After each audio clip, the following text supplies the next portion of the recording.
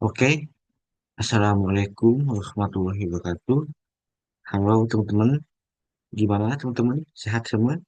Oke, sebelumnya perkenalkan, aku Haris Nur Apandi, mahasiswa manajemen angkatan 2023 ataupun tingkat 4 dengan NPM 2334071 kelas E. Di sini saya akan mempresentasikan mengenai tugas UAS manajemen operasional 2. Nah, sebelumnya saya diberikan tugas yaitu untuk menjawab studi kasus. Tapi sebelum saya menjawab studi kasusnya, saya akan menjelaskan sedikit ataupun singkat apa sih itu ramalan atau forecasting. Teman-teman sini ada yang tahu tidak? Nah, kalau teman-teman tidak tahu, aku akan lanjut saja ya. Nah, teman-teman di sini ada daftar isi nih. Ada pengertian, manfaat, tujuan, metode, dan studi kasus. Nah, oke, pengertiannya. Dalam bahasa Inggris. Oke, sebelum pengertian. Teman-teman di sini apakah tahu apa sih itu ramalan? Oke, bukan ramalan seperti hanya menebak-nebak jodoh ataupun apa ya. Tapi di sini ramalan di sini adalah dalam bahasa Inggris. Forecasting artinya ramalan.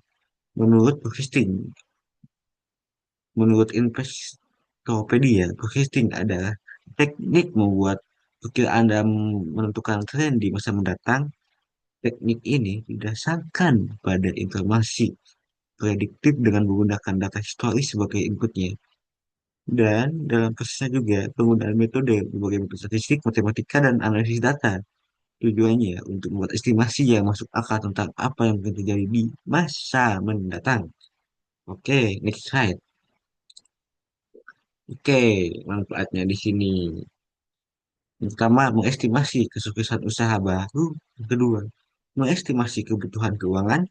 Yang ketiga, memastikan konsistensi operasional perusahaan. Dan yang keempat, mengestimasi kebutuhan keuangan. Oke, next slide. Tujuan. Oke, di sini ada tujuannya nih. Menurut Hegel dan Randall, ada beberapa tujuan forecasting atau peramalan, yaitu yang pertama, menilai kebijakan perusahaan yang telah dibuat di masa lalu dan sekarang. Dan yang kedua, melihat bagaimana dampak kebijakan tersebut di masa yang akan datang. Dan yang ketiga, hitung perkiraan waktu tunda dalam membuat keputusan bisnis dan waktu untuk menerapkannya. Dan yang keempat, mendasari pengambilan keputusan dan penyusunan rencana agar lebih efektif. Nah, di sini nih, setelah kita membahas mengenai pengertian, manfaat untuk tujuan, di sini ada metode. Nah, metode juga ada dibagi dua gitu. Ada metode kualitatif dan kuantitatif. Nah, metode posting dibagi. Nah, untuk kreatif itu sendiri dilakukan dengan berdasarkan pendapat dan analisis deskriptif. Sementara cara kuantitatif dilakukan dengan berdasarkan hitungan matematis. Nah, aku persingkat saja ya. Nah, yang pertama ada forecasting kuantitatif atau peramalan kuantitatif. Nah, time series, metode sim series atau deret waktu adalah metode prediksi yang didasarkan pada data-data masa lampau suatu variabel dan atau kesalahan di masa lalu yang berurutan menurut waktu, misal hari, minggu, bulan, dan tahun. Ada dua alat analisis untuk menggunakan metode time series ini, yaitu pemurusan smoothing dan dekomposisi atau decomposition. Dan yang kedua ada metode kausal. Metode prediksi ini satu model sebab akibat tentang sebuah permintaan yang diamalkan dengan variabel-variabel lain yang dianggap berpengaruh. Nah, selanjutnya ada forecasting kualitatif atau peramalan kualitatif. Yang pertama, survei pasar. Teknik ini dilakukan dengan cara meminta pendapat dari konsumen potensial dengan tentang rencana pembelian pada saat periode pengumuman berlangsung. Survei dapat dilakukan melalui berbagai cara seperti kuesioner, wawancara langsung, ataupun panggilan telepon. Yang kedua, opini dari eksekutif. Teknik ini dilakukan dengan cara meminta pendapat dari kelompok kecil yang terdiri atas manajer pemasaran, manajer produksi, teknik, keuangan, dan logistik. Hasilnya bisa kalian lihat digabungkan dengan model statistik.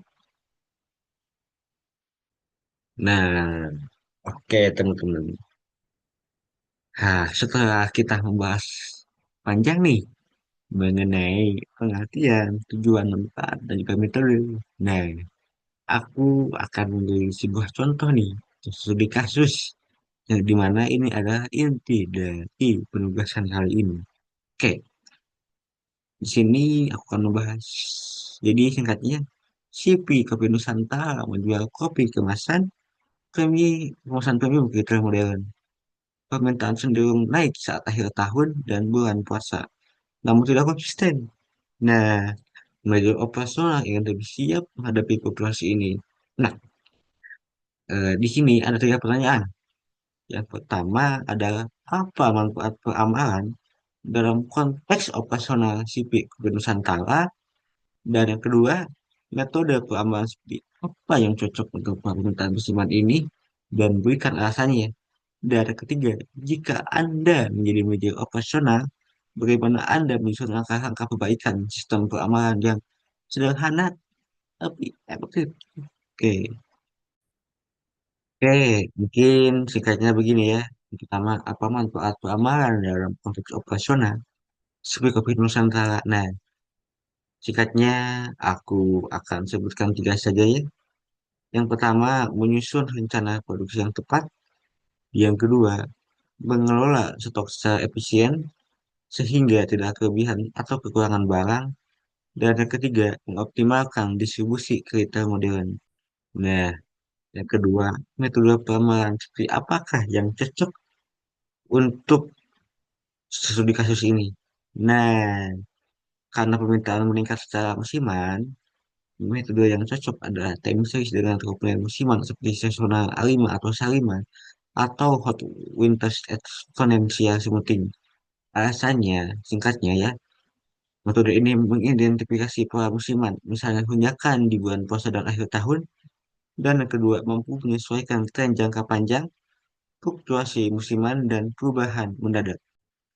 Nah, yang ketiga, jika Anda menjadi media operasional, bagaimana sih Anda menyusun langkah-langkah perbaikan ke peramalan yang sederhana namun sangat efektif?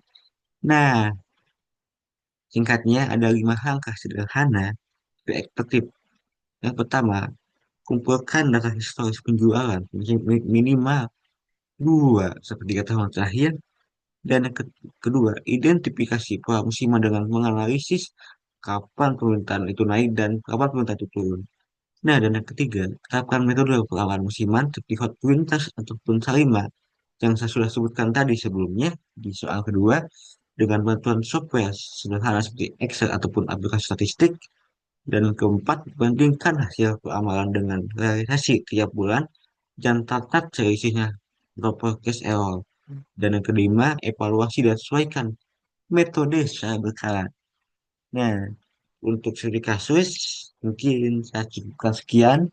Dan selanjutnya ada bagian kesimpulan nih teman-teman. Nah, jadi ramalan ataupun forecasting adalah proses memperkirakan kondisi atau kejadian di masa depan berdasarkan data data historis dan masa lalu serta informasi yang relevan di mas kini dalam dunia bisnis, ekonomi, logistik, dan berbagai bidang lainnya. Ramalan menjadi alat yang sangat penting untuk mendukung pengambilan keputusan yang tepat dan perencanaan yang efisien.